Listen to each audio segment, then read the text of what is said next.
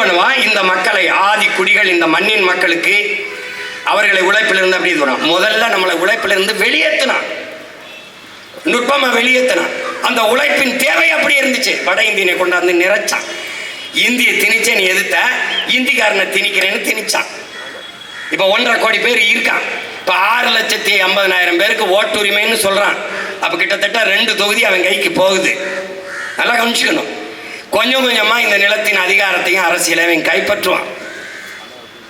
இப்ப என்ன பண்ணுவான், நம்மளுடைய மக்களை வெளியேற்றிட்டு பீகாரி, உத்தரப்பிரதேச, குஜராத்தில் இருந்து கூலி கொண்டாந்து இறக்குவான். இதே துப்புரவு பணியில சரியா பாரு, அடுத்த ஆண்டு என் தம்பி துரசன் பையா இது கியா கியா ஹே என்னை கேட்டான்ல, வேகமா போயிட்டு இருந்த சுங்கத்துல காசை தம்பி கொடுத்தாங்க, சேஞ்சு நகிகேன்னா நாங்க இந்தி நகிகேன்னு போயிட்டே இருந்தோம். கேஸ் நகிகே. அந்த லீலா பேலஸா அதுக்கு போனேன் ஒருத்தரை சந்திக்க. முதல்ல போனேன், நம்ம அண்ணா அண்ணா அண்ணா வணக்கம்ண்ணா, வண்டி எப்படி இப்படி விட்டுருங்கண்ணா, இங்கே விட்டுருங்கண்ணா.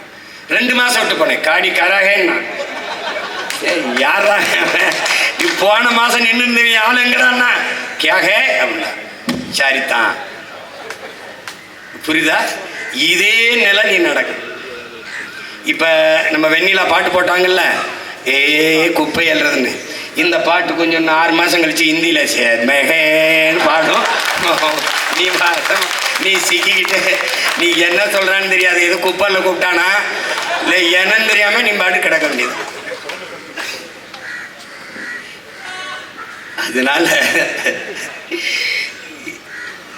கவலையோடும் கண்ணீரோடும் இருக்கிற நம்ம தங்கைகளுக்கும் தாய்களுக்கும் நம்மகிட்ட என்ன பதில் இருக்கு? ஒன்றும் இல்லை, ஒரே ஒரு முடிவு தான். அதிகாரம் மிக வலிமையானது. ஆனால் அம்பேத்கர் நமக்கு கற்பித்தது, அந்த அதிகாரத்தை அடைந்து விட்டால் அனைத்தும் எளிமையானது. நமக்கான களமும் காலமும் உருவாகி வருகிறது. முதல்வரே சொல்றாரு சட்டசபையில், 3 ஆண்டு கால கழகத்தின் திராவிட மாடல் ஆட்சியில் 1,00,000 போராட்டங்களுக்கு நாங்கள் போராட அனுமதி கொடுத்திருக்கிறோம் என்று சொல்றார். அதில் பெருமைப்படுவதற்கு ஒன்றுமில்லை. 1,00,000 போராட்டங்களை, 1,00,000 பிரச்சனைகளை நம் மக்களுக்குள் அவர்கள் திணித்திருக்கிறார்கள், கையளித்திருக்கிறார்கள். அதில் ஒன்று இது. என் அன்பு மக்களிடத்தில் நான் கெஞ்சி மன்றாடி கைகூப்பி கும்பிட்டு கேட்டுக்கொள்வது, இப்போது இருக்கிற கோபத்தை மட்டும் ஒரு துளியளவும் குறைய விடாமல் நீங்கள் வாக்கு செலுத்துகிற வரை வைத்திருக்க வேண்டும் என்பதுதான் இந்த அன்பு மகனினுடைய வேண்டுகோள். அந்த கோபத்தை ஆரம்பித்தீர்கள் என்றால் நமக்கான அந்த இழிநிலை எப்போதும் மாறாது என்பதை நீங்கள் கவனத்தில் வைத்துக்கணும். அவன் பயப்படணும். போராடுகிற உழவன், போராடுகிற நெசவாளன், போராடுகிற மாணவன் மீனவன், போராடுகிற துப்புரவு பணியாளன் நமக்கு எதிராக இந்த தேர்தலிலே வாக்கு செலுத்துவான் என்ற நிலை உருவானால் இந்த பிரச்சனையை கவனத்தில் எடுப்பான், கையில் எடுப்பான், தீர்வு காண வேண்டும் என்று துடிப்பான். இது இல்லை என்றால் பொருள்படுத்த மாட்டான். இப்ப நம்ம எல்லாம் பிரச்சனை தான் வட இந்திய ஓட்டர்ஸை கொண்டு வர. இப்ப வட இந்திய ஓட்டர்ஸ் ஒரு தப்பு இல்லையே. ஒருத்தர் எழுதுறானே, இந்த வட இந்திய ஓட்டை எப்படி பெறுவது என்று திமுக சிந்திக்க வேண்டும்.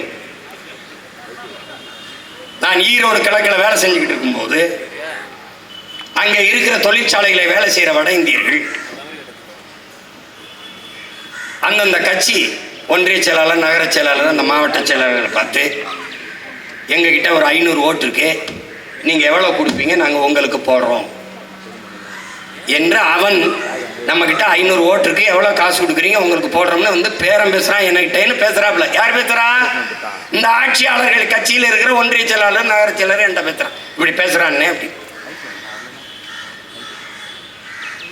எழுதி வச்சுக்க. இன்னைக்கு நமது மக்கள் வீதியில் இருக்கிறது போல நாம் எல்லோரும் ஒரு நாள் வீதியில் உட்கார்ற காலத்தை இவன் உருவாக்குவான். இந்த திராவிட ஆட்சியில் இருந்ததுன்னா முழுக்க முழுக்க நம்மளை தெருவுக்கு போடுவோம்.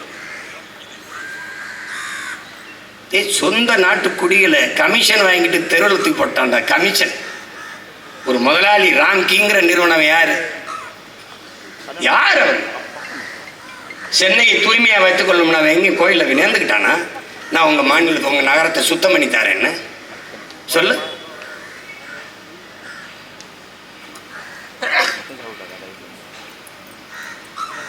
எனவே நம்மளால் முடிந்தது பசியோடு உறக்கத்தை தொலைத்து வீதியிலே இருக்கிற நம் மக்களுக்கு உணர்வோடு அவர்களுக்கு அருகிலே அமர்ந்து அவர்களுக்கு உறுதுணையாக நிற்பதை மட்டும்தான் இப்போது செய்ய முடியும். அதை நாம் செய்து கொண்டிருக்கிறோம். நியாயமான கோரிக்கையை வைத்து தனியார் மயமாக்குவதை நிறுத்த வேண்டும். எல்லாவற்றையும் தனியார் மயமாக்குவது என்பதை ஏற்க முடியாது. பன்னெடுங்காலமாக ஏறக்குறைய 1/4 நூற்றாண்டுக்கு மேலாக பணி செய்து வந்த நம் தூய்மை பணியாளர்களை தனியாருக்கு தாரை வார்த்து கொடுத்து அவர்களை ஒப்பந்த கூலிகளாக்கி வெளியேற்றி விடுவார். தனியாருக்கு கொடுத்த ஒப்பந்தத்தை ரத்து செய்ய முடியாதா? இதில் கொள்கை முடிவு என்று அரசு சொல்வது எவ்வளவு பெரிய ஏமாற்று. கொள்கை முடிவா கொள்ளை முடிவா? இது எப்படி? இது மக்களை குடிக்க வைப்பதில் டாஸ்மார்க்கில் அரசு கொள்கை முடிவே எடுக்குது.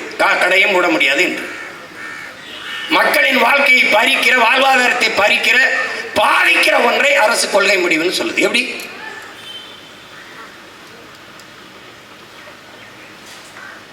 ஒரு முதலாளி ஒப்பந்தம் எடுக்கிற ஒரு முதலாளி வாழ இத்தனை ஆயிரக்கணக்கான தொழிலாளர்களின் நலனை